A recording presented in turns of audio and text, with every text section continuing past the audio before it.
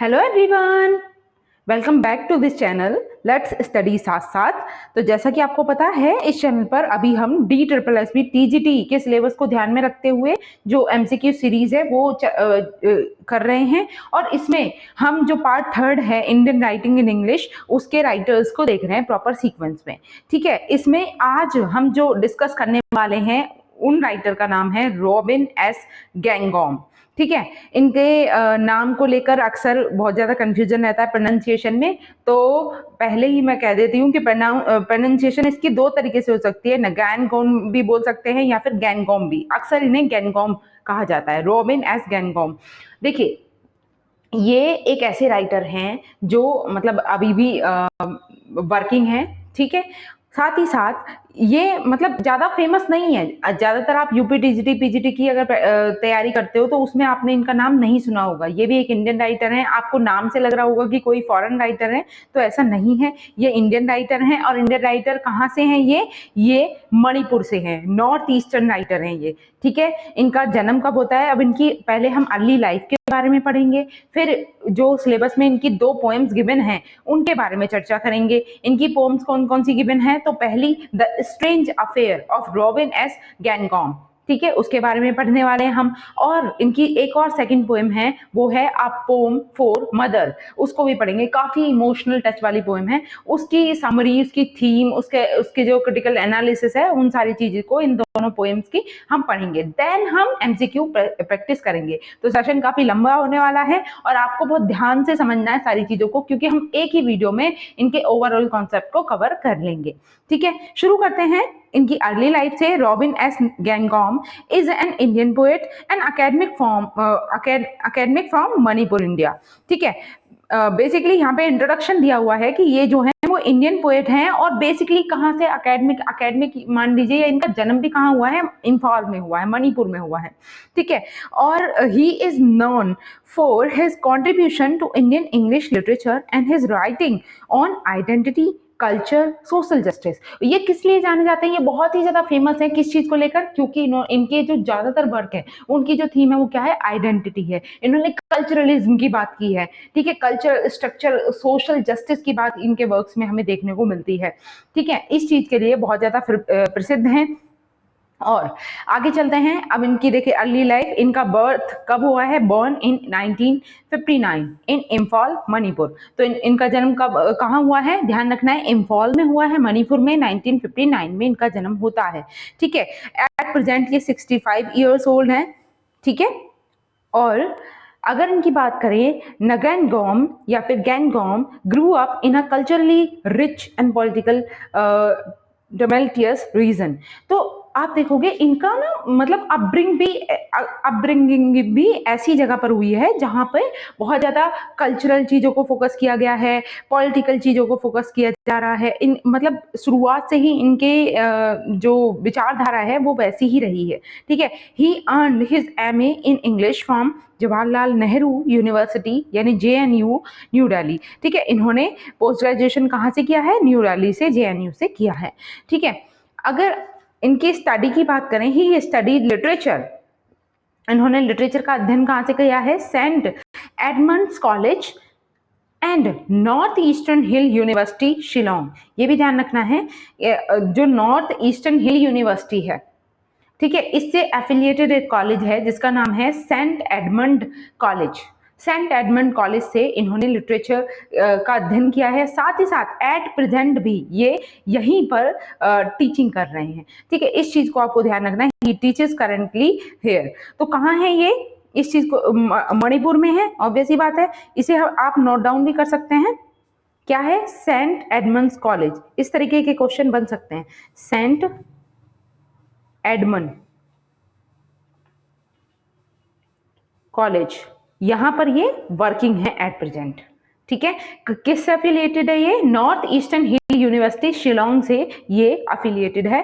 ठीक है, His books of poetry include Words and Silence। इनकी बहुत सारी बुक्स हैं, पोएट्री की पोएटिक कलेक्शंस हैं, उनके बारे में हम पढ़ेंगे यहाँ पर। देखिए इनके लिटरेरी वर्क्स के बारे में। गैनगॉम्स पोएट्री कलेक्शन इंक्लूड, इनके जो पोएटिक कलेक्शन है उनमें कौन कौन सी चीजें शामिल हैं। देखिए the words across the ocean 1984 में आता है, इंपॉर्टेंट वर्क है इनका।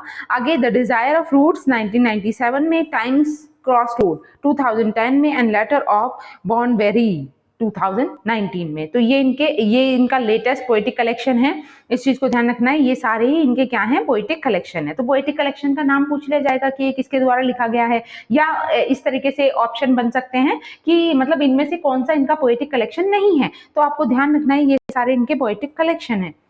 ठीक है, आगे चलते हैं। इनकी कुछ नोटेबल पोएम्स जिनको हमें ध्यान रखना है। एक तो स्ट्रेंज अफेयर, जिसको हम डिटेल में डिस्कस करने वाले हैं। Strange affair of Robin S Ngangom. ठीक है, ये पोएम का नाम है, तो ये इंपॉर्टेंट है। आप पोएम फॉर मदर, ये भी इंपॉर्टेंट पोएम है, इसके बारे में भी हम पढ़ेंगे।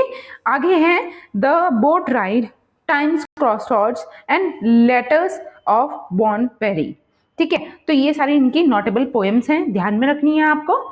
ठीक है, ज्यादा वर्क नहीं है लेकिन जो हैं वो इंपॉर्टेंट हैं। एसे एंड क्रिटिसिज्म, इनके एसेज और क्रिटिसिज्म कौन कौन से हैं। तो पहला है north eastern India and the Indian imagination, ये एक एसे है, इनके द्वारा लिखा गया है, बहुत ही फेमस एसे है। Next the poetry of Manipur, critical essay है। Then Indian English literature, a north eastern perspective, critical essay. ठीक है, ये भी एक क्रिटिकल एसे है। तो इन तीनों को ध्यान में रखना है। इनका फॉर्म क्या है, तो ये एसे लिखे हैं, किसके द्वारा लिखे गए हैं, तो गैनगॉम के द्वारा लिखे गए हैं। आगे चलते हैं। एडिटेड वर्क, इनके द्वारा कुछ वर्क्स एडिट किए गए हैं, तो वो कौन से हैं। The poetry of north east India, जो चीज एक्सेप्शन में होती है उस चीज को स्पेशली ध्यान रखना चाहिए, है ना।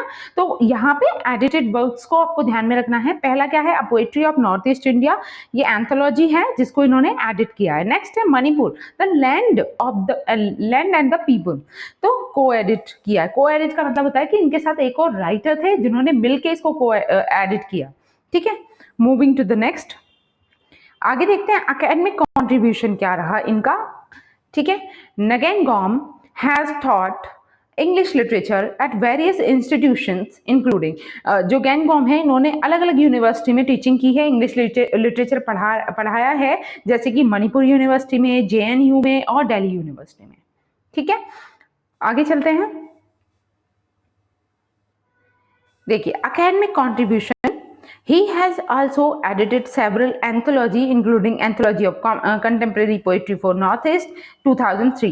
ये एडिटेड के बारे में दोबारा से आ गया है, इन्होंने कौन से वर्क को एडिट किया है वो आपको ध्यान रखना है। ठीक है, पोएट्री फ्रॉम नॉर्थ ईस्ट, ठीक है, इसको इन्होंने एडिट किया 2003 में। नेक्स्ट हम देखते हैं इनकी थीम्स, किन थीम्स पे इन्होंने ज्यादा वर्क किया, या इनके वर्क्स जो है उनमें हम कौन सी थीम को देखते हैं ज्यादातर। तो कौन कौन सी हैं, एक तो है आइडेंटिटी। ठीक है, his poetry explore themes of identity, identity में भी क्या, culture, regional and national. Okay, next है social justice, focusing on Manipur struggle. ठीक है, सोशल जस्टिस मतलब मणिपुर में जो होने वाला स्ट्रगल है, जैसे आप यही वाला जो पहली पोम हम पढ़ने वाले हैं स्ट्रेंज अफेयर, इसमें भी सारी चीजें वही रिपीट हो रही है, इसमें सोशल और पॉलिटिकल जस्टिस के बारे में ही फोकस किया गया है। ठीक है, आगे देखते हैं हिस्ट्री एंड मेमोरी और लव एंड रिलेशनशिप, ये सारी इनकी थीम रही है। लव एंड रिलेशनशिप किससे इंक्लूडेड है, जो आप पढ़ोगे अ पोएम फॉर मदर, तो उसमें लव के बारे में, मदरहुड के बारे में और फैमिली के रिलेशनशिप्स के बारे में बातें कही गई हैं उस पोएम में। ठीक है, मूविंग टू द नेक्स्ट देखते हैं पोएटिक स्टाइल, इनके क्या पोएटिक स्टाइल रहे हैं, कौन से स्टाइल में ये लिखना पसंद करते हैं। तो क्या है, लिरिसिज्म का यूज किया है। Ngangom's poetry is known for its musical quality. ठीक है, with a focus on sound and rhythm, इनका फोकस किस चीज पे रहता है, लिरिक्स को मैच करने में, रिदम होनी चाहिए। ठीक है, राइमिंग होनी चाहिए पोएम्स में। आगे इमेजरी का इस्तेमाल बहुत ज्यादा करते हैं, सिंबोलिज्म का इस्तेमाल करते हैं। ठीक है, vivid and evocative images drawn from Manipur natural landscape and cultural heritage. Next है he employs symbols to convey complex emotions and ideas, इन्होंने अलग अलग तरीके के सिंबल्स का यूज किया है। हम देखेंगे इनकी पोइट्री में भी कौन कौन से सिंबल्स ये इस्तेमाल करते हैं। ठीक है, और किस चीज को रिप्रेजेंट करने के लिए। ठीक है, he employ symbols to convey complex emotions and ideas, मतलब अगर कोई कॉम्प्लेक्स इमोशन है, आइडिया है, उसको कन्वे करने के लिए सिंबोलिज्म का यूज करते हैं। ठीक है, moving to the next, awards के बारे में चर्चा करते हैं कि इन्हें कौन कौन से अवार्ड दिए गए हैं। तो पहला Sahitya academy award 1997 the desire of roots के लिए इन्हें मिला है। नेक्स्ट है मणिपुर स्टेट लिटरेरी अवार्ड 2001 में इन्हें मिला है। एक फेलोशिप इन्हें मिली है, fellowship from the Indian institute of advance study. ठीक है, IIAS से इन्हें फेलोशिप भी मिल चुकी है 2003 से 2005 के बीच में। ओके, तो ध्यान रहेगा Sahitya academy award 1997 the desire of root और मणिपुर स्टेट लिटरेरी अवार्ड 2001 में। ओके, नेक्स्ट चलते हैं इम्पैक्ट। जैसा कि हम जान रहे हैं कि इतने फेमस राइटर क्यों हैं, इनका क्या इम्पैक्ट है लिटरेचर पर, तो Ngangom's work has given voice to marginalised community in India's north east. तो भारत का जो नॉर्थ ईस्ट क्षेत्र है, वहाँ के जो मार्जिनलाइज्ड ग्रुप है, उन कम्युनिटी की वॉइस बन के ये उभरे हैं। मतलब उनकी जो दुर्दशा हो रही है, उनके जो अधिकार हैं, उनके राइट्स के लिए इन्होंने आवाज उठाई है। ठीक, अपनी पोएट्री के थ्रू, अपने लिटरेचर के through explored complex identity and cultural narratives, और इन्होंने भिन्न भिन्न तरीके के जो कल्चरल नैरेटिव हैं उनको रिप्रेजेंट किया है अपने वर्क्स में। ठीक है, एक्सप्लोर किया है कॉम्प्लेक्स आइडेंटिटीज को। नेक्स्ट है contributed to the growth of Indian English literature, और साथ ही साथ इंडियन इंग्लिश लिटरेचर को के ग्रोथ में इनका बहुत बड़ा कॉन्ट्रीब्यूशन है। आगे चलते हैं, तो ये इम्पैक्ट ध्यान रखना है, इनके वर्क्स का क्या इम्पैक्ट पड़ा। Influence Indian English poetry Nissim Ezekiel, R K Ramanujan. देखिए इन पर किसका, देखो अभी तो हमने देखा कि इनकी पोएट्री का क्या प्रभाव पड़ा है इंडियन इंग्लिश लिटरेचर में, किस तरीके से इन्होंने उस चीज को प्रभावित किया है। अब हम देख रहे हैं कि इन पर स्वयं पर किसका प्रभाव है। ठीक है, कौन से राइटर्स का इन पर प्रभाव रहा, या ये किन किन राइटर से ज्यादा प्रभावित है। ठीक है, गैनगॉम जो हैं। तो पहला इंडियन इंग्लिश पोइट्री किसकी इन्हें पसंद है, किससे प्रभावित है, तो नजीम एजिकल से और A.K. रामानुजन से बहुत ज्यादा प्रभावित है। इनके वर्क्स में भी उनके तरीके का ही स्टाइल देखने को हमें मिलता है। नेक्स्ट है मणिपुर फोक ट्रेडिशन एंड माइथोलॉजी। ऑब्वियस ही बात है, वहां पर ये पले बड़े हैं, पैदा हुए हैं, पले बड़े हैं, तो वहां का जो ट्रेडिशन है, फोक ट्रेडिशन है, कल्चर है, उस चीज का प्रभाव इनके वर्क्स में हमें देखने को मिलता है। नेक्स्ट है modernist and post colonial poetry movement, और इन पर किस चीज का प्रभाव है, पोस्ट कॉलोनियल पोएट्री मूवमेंट का प्रभाव है और मॉडर्निज्म का। ओके, तो इन चीजों को हमें ध्यान रखना है। आगे चलते हैं, तो अभी गैनगॉम के लाइफ के बारे में आई होप आपको क्लियर हुआ होगा। अब हम बात करेंगे इनके वर्क के बारे में। इनका पहला वर्क जो एक पोम है, बहुत ही इंटरेस्टिंग पोएम है, और ये 4 पार्ट्स में डिवाइडेड है। ठीक है, ध्यान रखना है, टोटल 4 पार्ट्स हैं इसके, और इसका नाम है स्ट्रेंज अफेयर। ठीक है, या तो शॉर्ट में आप स्ट्रेंज अफेयर बोलोगे, या फिर अगर इसका कंप्लीट नाम आपको जानना है तो वो क्या है, strange affair of Robin S Ngangom. ठीक है, तो इस तरीके से ये पोएम का नाम है। अब इसके बारे में हम चर्चा करेंगे। पोएम देखिए, इसका इंट्रोडक्शन देखते हैं पहले। Strange affair is a thought provoking poem, मतलब बहुत ज्यादा विचारशील चीजों को इसमें रिप्रेजेंट किया गया है, और जैसे कि 4 पार्ट्स में से डिवाइड किया गया है, तो इसमें डिफरेंट चीजों के बारे में डिस्क्राइब किया गया है। जैसे आप देखोगे मणिपुर का जो ऐसा क्षेत्र होता है जहां पर बहुत सारी चीजों के बारे में लोगों को अवेयरनेस नहीं होती है। ठीक है, उस चीज को इन्होंने उभार कर अपनी पोएम में रिप्रेजेंट किया है। ठीक, 4 पार्ट्स में डिवाइड करके, और आगे एक्सप्लोर द थीम, और कौन कौन सी थीम को इन्होंने रिप्रेजेंट किया है अपनी पोएम में, तो identity, theme of identity, theme of culture and human condition, और इसका डिटेल डिस्क्रिप्शन आगे दिया हुआ है, देखते हैं। इसमें क्या है, the poem consist of 14 stanzas. Total इसमें 14 स्टेंजास हैं, ईच विद 4 to 6 लाइन।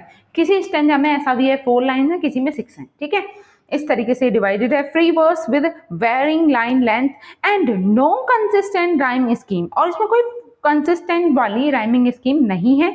ठीक है, फ्री वर्स में लिखी हुई पोम है, और बहुत ही जो वेरिंग लाइन लेंथ का इस्तेमाल किया गया है। Enjambment and caesura create a sense of flow and pauses. ठीक है, तो एंजाममेंट क्या होता है? एंजाममेंट जैसे बताया था कि लाइन कंप्लीट नहीं होती है, मतलब रनिंग द लाइन बात कही जा रही होती है। ठीक है, एक लाइन को जहाँ पे कंप्लीट होना चाहिए वहां पे फुल स्टॉप नहीं लगता है, वो आधा अधूरा एक लाइन में रहता है और उसका आगे वो सेंटेंस आगे दूसरी लाइन में कंप्लीट हो रहा होता है, उसे एंजाममेंट बोलते हैं। एंड सेजुरा, सेजुरा पोज को बोलते हैं, एक जो स्मॉल पोज बीच में आता है दो सेंटेंसेस के बीच में, उसे सेजुरा कहा जाता है। Create a sense of flow and pauses, और यही फ्लो का सेंस कौन दिखा रहा है? एंजाममेंट। जो एंजाममेंट का इस्तेमाल किया गया है वो फ्लो का सेंस दिखा रहा है, मतलब लाइन यहाँ चल रही है, ये यहाँ कंप्लीट नहीं हुई, यहाँ अनफिनिश्ड है, फिर आगे भी चलती जा रही है। ठीक है, इस तरीके से एंजाममेंट है। और पोजेस किस चीज को दिखा रही हैं? रुकावट को। ठीक है, चलिए, और पोजेस किसे रिप्रेजेंट करता है? सेजुरा को।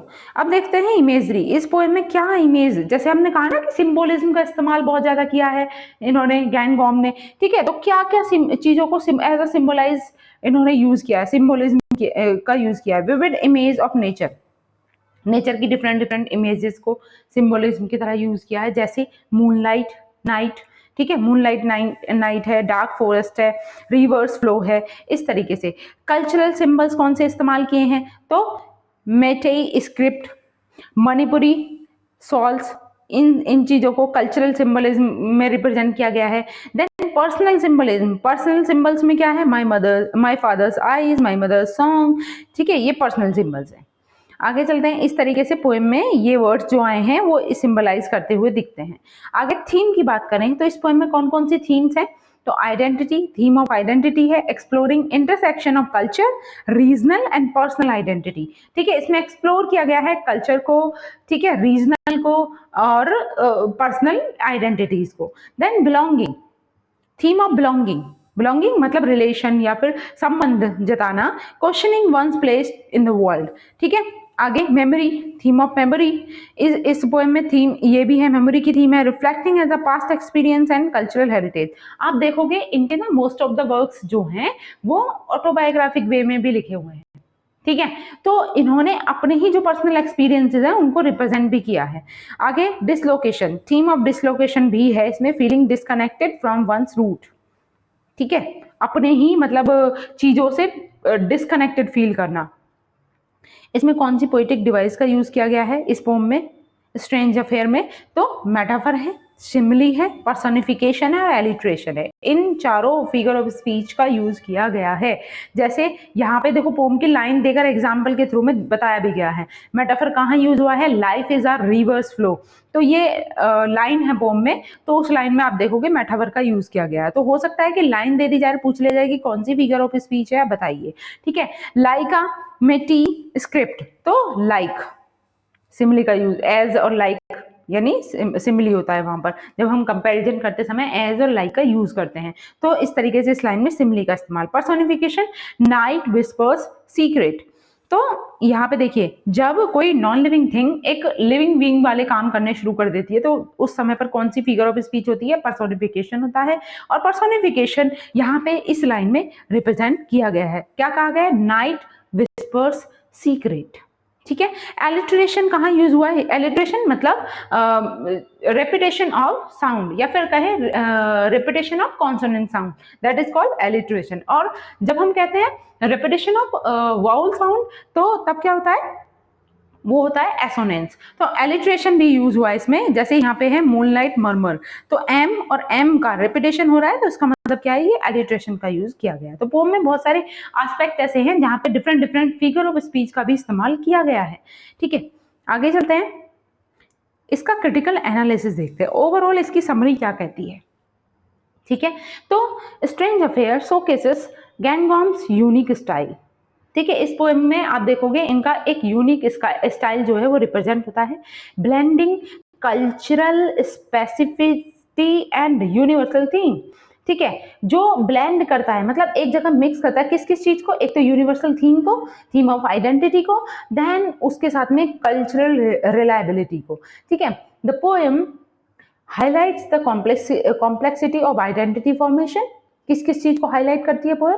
तो कह रहे हैं यहाँ पर आइडेंटिटी फॉर्मेशन की कॉम्प्लेक्सिटी जो होती हैं उसको हाईलाइट करती है। Explore the tension between tradition and modernity, और इस चीज को एक्सप्लोर करती है कि जब कंट्रास्ट होता है, दो चीज़ों में डिफरेंस देखने को हमें मिलता है, ट्रेडिशन में और मॉडर्निटी में, कि हमें अपने ट्रेडिशनल जो कल्चरल चीज़ें चली आ रही हैं उनको फॉलो करना चाहिए या मॉडर्न जो लाइफ है उसके अकॉर्डिंग हमें ढल जाना चाहिए।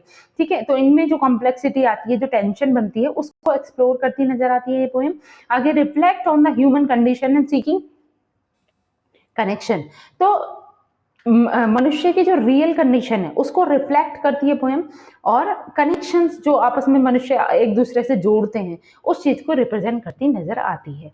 आई होप ये पोएम के जो डिफरेंट डिफरेंट एस्पेक्ट थे वो आपको क्लियर हुए होंगे। अब हम चलेंगे नेक्स्ट पोएम पे। नेक्स्ट पोएम है अ पोएम फॉर मदर। ठीक है, ये भी रॉबिन एस गैंगकॉम के द्वारा लिखी गई है, और पोएम फॉर मदर देखिए इसका introduction. A poem for mother by Robin S Ngangom is a heartfelt and introspective poem. पता है इसमें ना, इस पोएम में आप देखोगे कि पोएट अपनी मदर का, उनकी मदर का जो उनके प्रति लगाव रहा है या उनका जो कॉन्ट्रीब्यूशन रहा है उनकी लाइफ में, उसको रिप्रेजेंट करते नजर आते हैं। शुरुआत से लेकर, मतलब उनके जन्म से लेकर और उनके बड़े होने तक उनकी मदर ने उनके लिए जो जो कुछ भी किया वो सारी चीजें उन्होंने इस पोएम में रिप्रेजेंट की हैं। ठीक है, ये बहुत ही ज्यादा इमोशनल और इंट्रोस्पेक्टिव वे में लिखी हुई पोएम है। इसमें वो मतलब एक तरीके से रियल पिक्चर, एक मदरहुड की रियल पिक्चर को रिप्रेजेंट करते हैं। आप देखोगे पोएम बहुत ही इंटरेस्टिंग पोएम है आप जब पढ़ोगे इसे। ठीक है, and explore the complexities of a mother child relationship. और किस चीज को ये एक्सप्लोर करती नजर आती है पोएम, ये कॉम्प्लेक्सिटीज दिखाती है कि एक मदर और चाइल्ड के बीच का जो रिलेशनशिप होता है उनमें क्या क्या कॉम्प्लेक्सिटीज आती हैं बीच बीच में। ठीक है, इसका डिटेल डिस्क्रिप्शन हम देखेंगे। बेसिकली हम इसका क्रिटिकल एनालिसिस करने वाले हैं। तो पहले इसका मेन इंट्रोडक्शन होगा। इसका फॉर्म और स्ट्रक्चर क्या है। The poem consist of 16 stanzas. इस पोएम में टोटल 16 स्टेंजाज हैं, ईच विद 4 to 6 लाइन। आगे फ्री वर्स में लिखी गई है, कोई राइमिंग स्कीम प्रॉपर नहीं है। ठीक है, with varying line length and no consistent rhyming scheme. आगे एंजाममेंट एंड सेजूरा, इस देखो सेम दोनों का पोएटिक स्टाइल है। आप देखोगे स्ट्रेंज अफेयर का भी और इसका भी, दोनों का पोएटिक स्टाइल सेम है। मूविंग टू द नेक्स्ट, सेजूरा और एंजाममेंट का इस्तेमाल किया गया है। आगे इनकी इमेजरी के बारे में बात करें, क्योंकि ये सिंबोलिज्म और इमेजरी का बहुत ज्यादा इस्तेमाल करते हैं। ठीक है, इनकी एक यूनिक स्टाइल है ये। ठीक, आप देखोगे इस पोएम में क्या क्या जो इमेज, नेचर की इमेज क्या क्या रिप्रेजेंट हुई है। तो पोएम में जगह जगह वर्ड्स आते हैं जैसे समर, रेन, हिल्स, रिवर, तो ये नेचर के को रिप्रेजेंट करते नजर आते हैं। ठीक है, एज अ सिंबल इनको यूज किया गया है। आगे डोमेस्टिक सिंबल्स कौन कौन से, घरेलू सिंबल्स कौन कौन से हैं, जब वो घर की चर्चा करते हैं, अपनी मदर के काम की चर्चा करते हैं, उनके प्रति जो उनका प्रेम है उसको रिप्रेजेंट करते हैं। तो उसमें क्या है, किचन फायर है, कुकिंग पॉट है, तो ये सब क्या है, डोमेस्टिक सिंबल्स को रिप्रेजेंट करते हैं। आगे पर्सनल सिंबल्स क्या है, मदर्स हैंड, फादर्स आइज। ठीक है, ये पर्सनल सिंबल्स हैं। आगे चलते हैं, थीम। इस पोम की पर्टिकुलर थीम क्या है, किस कौन कौन से थीम हम इसमें देखते हैं। तो एक तो मैटरनल लव, जैसा कि पोम का अगर आप टाइटल ही रीड आउट करते हो तो उससे ही आपको समझ आ जाएगा, है ना, आ पोम फॉर मदर। तो मैटरनल लव के बारे में, explore the depth and complexity of a mother's love.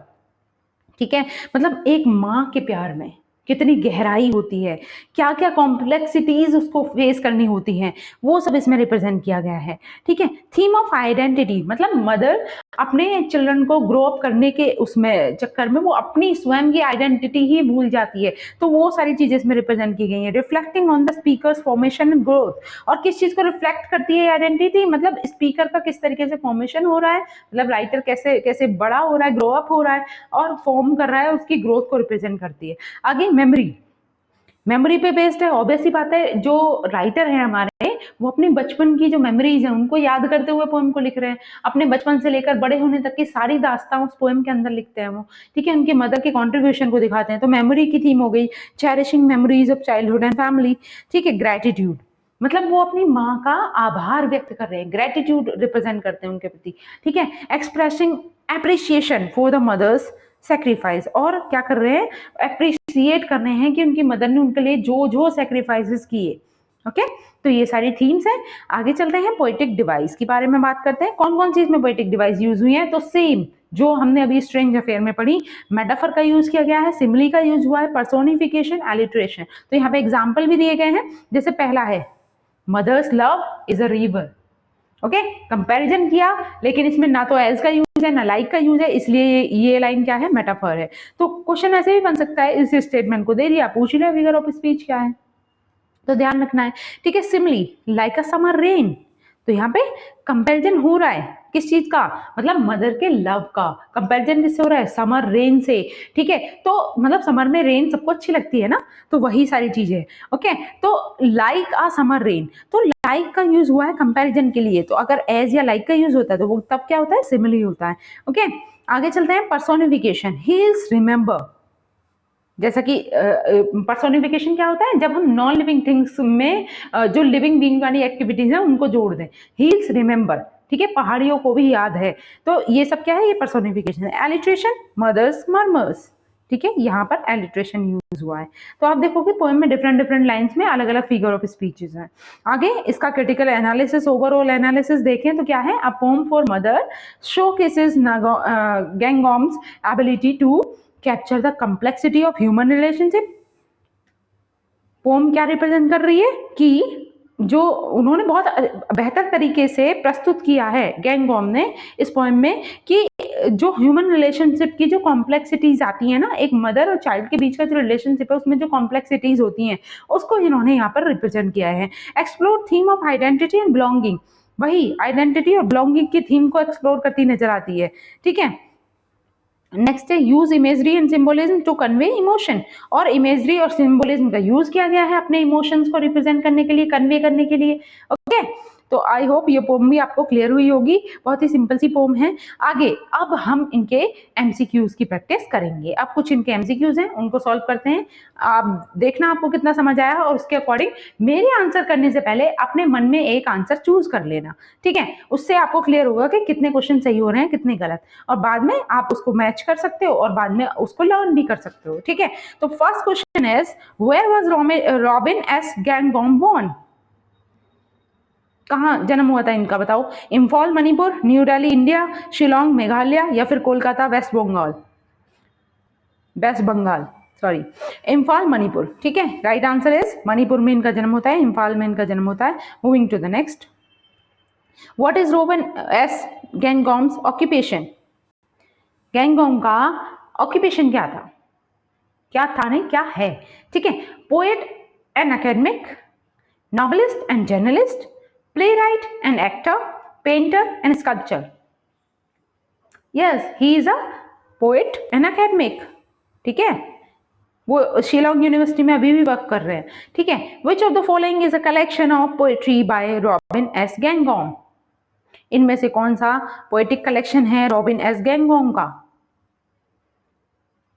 Words across the ocean, desire of roots, times crossroad, या फिर all of the above. Yes, right answer है all of the above, okay, option number D is the correct answer. Next, what is central theme of Robin S Ngangom's poetry, इनकी poetry की main theme, central theme क्या रही है, love and relationship, हालांकि ये भी है, ठीक है, लेकिन मेन पूछी गई है यहाँ पर, identity and belonging, social justice and politics, या फिर नेचर एंड एनवायरमेंट। सारी ही थीम का इस्तेमाल उन्होंने डिफरेंट डिफरेंट पोएट्री में किया है, लेकिन ज्यादातर जो यूज करते हैं वो आइडेंटिटी का यूज करते हैं, ठीक है, identity and belonging. Next is,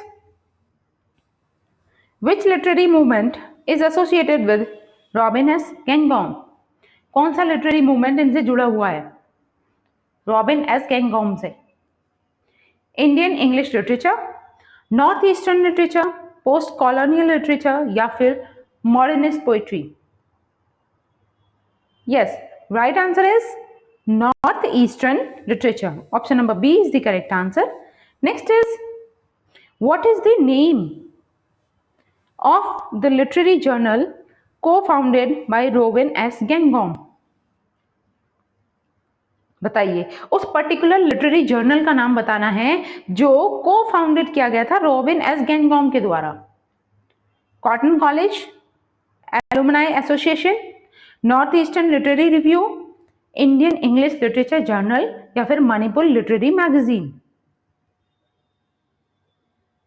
yes, ये ध्यान रखना है, इंपॉर्टेंट है, ये हमने इनकी बायोग्राफी में डिस्कस नहीं किया, इसको आप नोट डाउन कर सकते हैं। कॉटन कॉलेज एलुमनाई एसोसिएशन, ये है इनका, ठीक है, literary journal. Next, which award has Robin S Ngangom received for his contribution to literature, इन्हें कौन कौन से अवार्ड मिले हैं इनके लिटरेचर में कंट्रीब्यूशन के लिए। इनके अवार्ड को लेकर मुझे भी डाउट है इस क्वेश्चन में। वैसे तो इसका answer all of the above है, लेकिन मुझे नहीं लगता कि इन्हें पद्मश्री मिला है। एक बार मुझे रीचेक करना होगा, आप भी प्लीज रीचेक कीजिएगा और कमेंट बॉक्स में इसका आंसर बताइएगा कि क्या इन्हें पद्मश्री मिला है, और मिला है तो कौन से ईयर में मिला है। ओके, इसको हम डाउट में रखते हैं, नेक्स्ट क्लास में मैं इसका आंसर करूंगी। चलिए question number 8, what is the title of Robin S. Gangom's poem that explored the complexities of identity? देखिए, जो ऐसी पोएम गैंगॉम की जो एक्सप्लोर करती है आइडेंटिटी की कॉम्प्लेक्सिटीज को लेकर, strange affair, a poem for mother, the boat ride, या फिर times crossroad. Yes, right answer is strange affair. Option number A is the correct answer. Next is, which of the following is a characteristic of Robin S. Gangom's poetry? इनकी poetry का main characteristic क्या है? Simple and direct language, vivid imagery and symbolism, complex metaphors and allusion, या फिर experimental form and structure.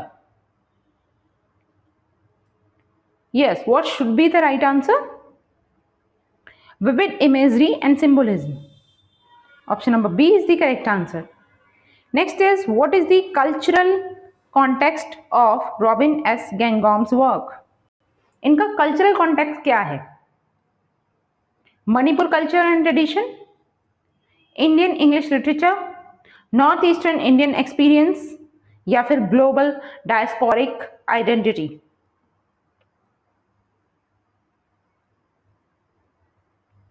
Yes, correct answer है north eastern Indian experience. Okay, option number C is the correct answer. Next is, what is the title of Robin S Ngangom's first poetry collection? इनके first poetry collection का नाम क्या था?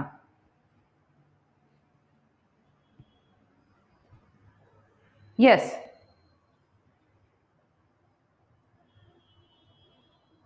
Right answer है world across the ocean.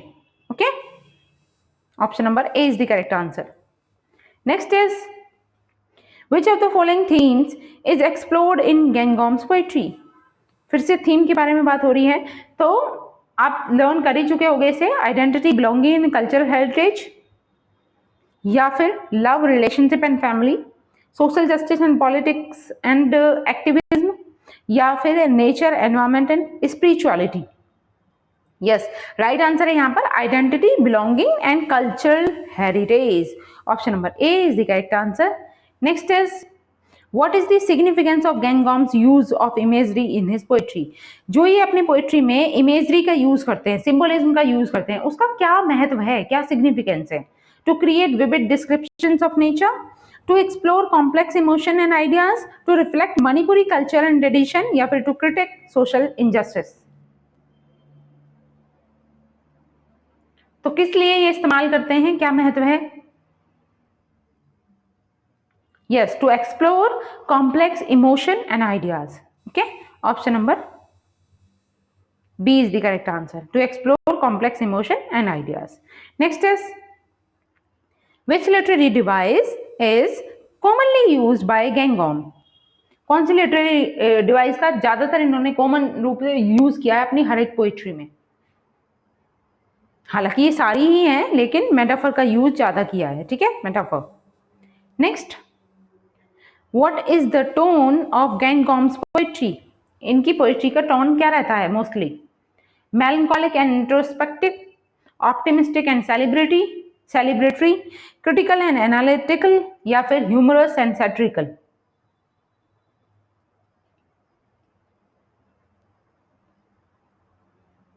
Yes,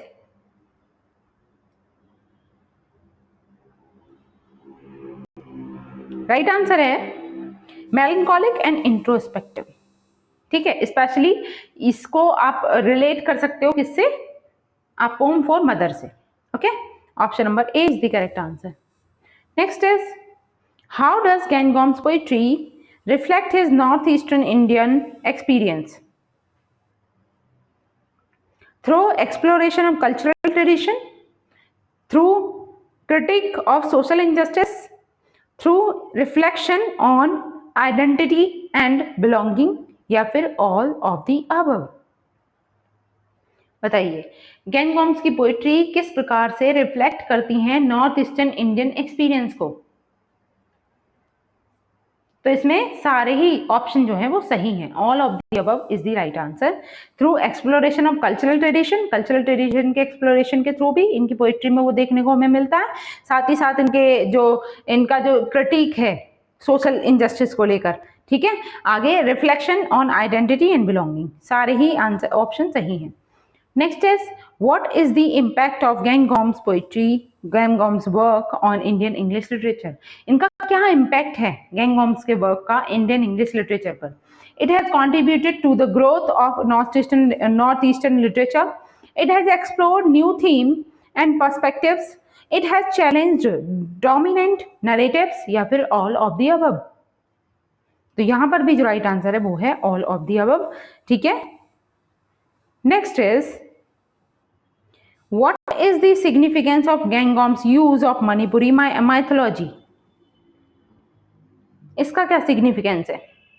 जो इन्होंने Manipuri mythology का इस्तेमाल किया है अपने वर्क्स में, उसका महत्व क्या है, क्यों इस्तेमाल किया है इन्होंने? To explore cultural heritage, to critique social injustice, to reflect personal experiences, या फिर to create vivid imagery?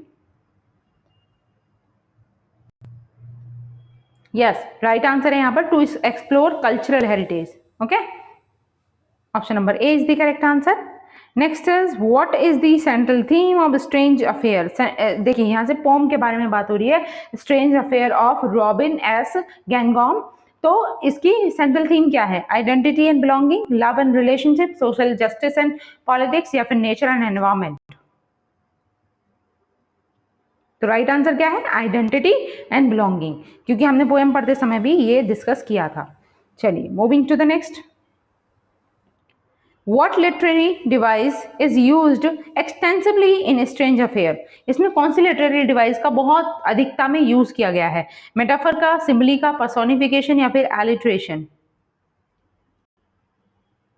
The correct answer is metaphor. Option number A is the correct answer.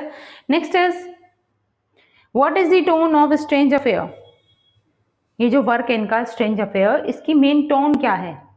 मेलंकोलिक and introspective, optimistic and celebratory, critical and analytical, या फिर humorous and सैटिरिकल? तो इसकी भी tone कैसी है? Melancholic and introspective है। Option number A is the correct answer.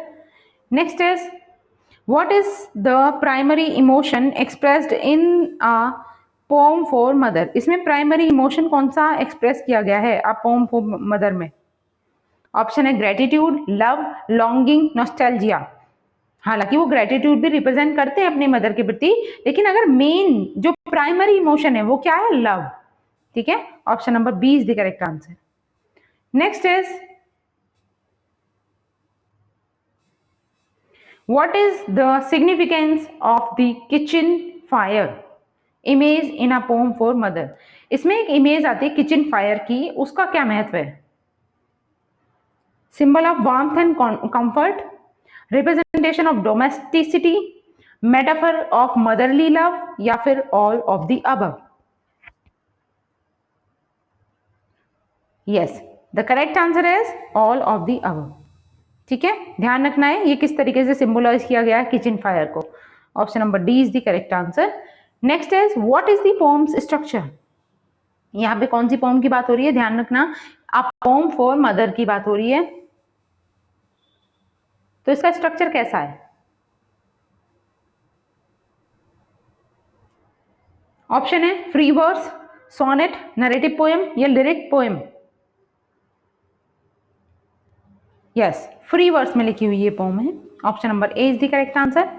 Next is, what is the central theme of words across the ocean? ये जो इनका पोएटिक कलेक्शन है, पहला ही पोएटिक कलेक्शन है ये, और इसकी सेंट्रल थीम क्या होती है? Identity and belonging, love and relationship, social justice and politics, या फिर नेचर एंड एनवायरनमेंट? तो इसकी थीम क्या होती है?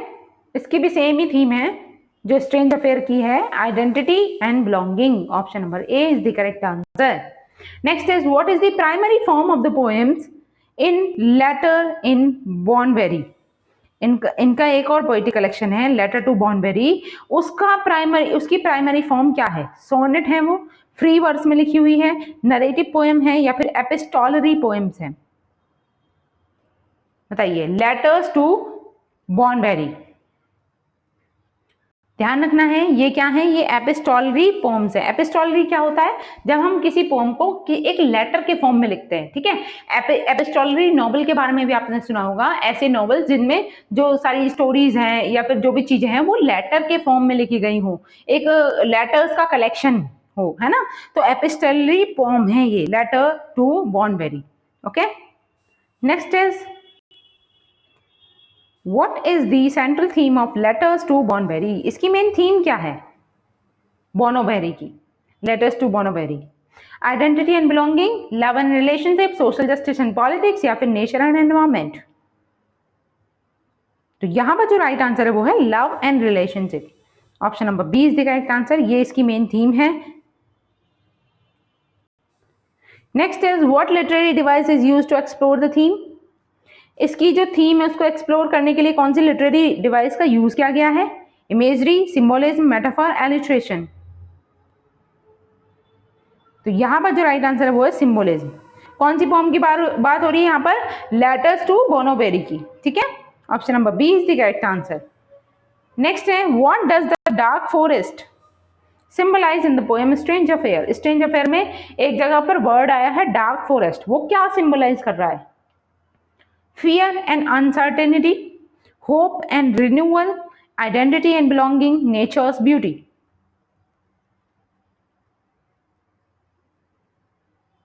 Yes, what should be the correct answer?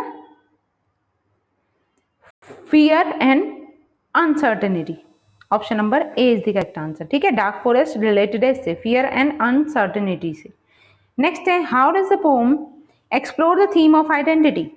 किस तरीके से जो स्ट्रेंज अफेयर जो पोम है वो किस तरीके से ये थीम को एक्सप्लोर करती है?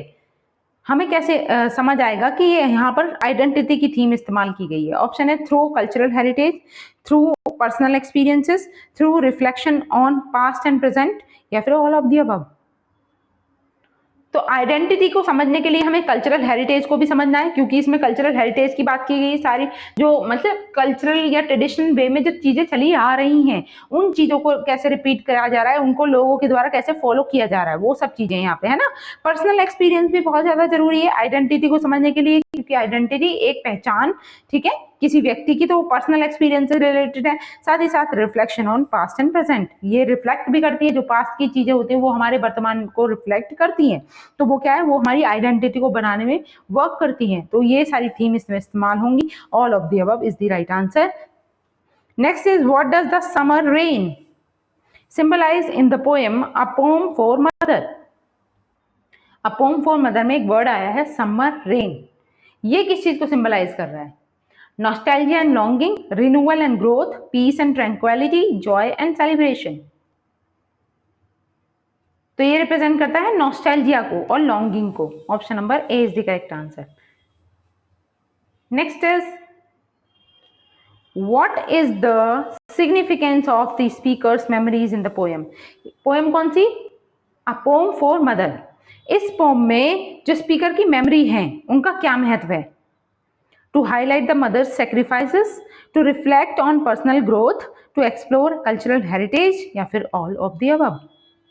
तो सारी चीजें करने के लिए उन्होंने इन मेमोरीज का इस्तेमाल किया है, ठीक है। राइट आंसर है all of the above. Option number D is the correct answer, ठीक है। आज का ये लास्ट क्वेश्चन था। आई होप मेरी ये वीडियो आपको अच्छी लगी होगी, और अगर वीडियो अच्छी लगी है तो आपको इसको लाइक करना है, शेयर करना है। चैनल को सब्सक्राइब नहीं किया है तो please do subscribe the channel, ठीक है। इसी तरीके की इंटरेस्टिंग वीडियो पाने के लिए हम प्रॉपर सीक्वेंसिंग में चीजें कर रहे हैं। अगर आप कोई सजेशन देना चाहते हैं या फिर आप किसी अदर पार्ट पर वीडियो चाहते हैं तो मैं रिकॉर्ड करके आपको अवेलेबल करा सकती हूँ। आप कमेंट बॉक्स ओपन है आप सभी के लिए, आप फ्रीली अपने विचार रख सकते हैं। आपको वीडियो कैसी लगी ये भी आप बता सकते हैं। अगर कोई इंप्रूवमेंट करना है मुझे तो वो भी बताओगे तो आई रियली अप्रिसिएटेड इट, ठीक है।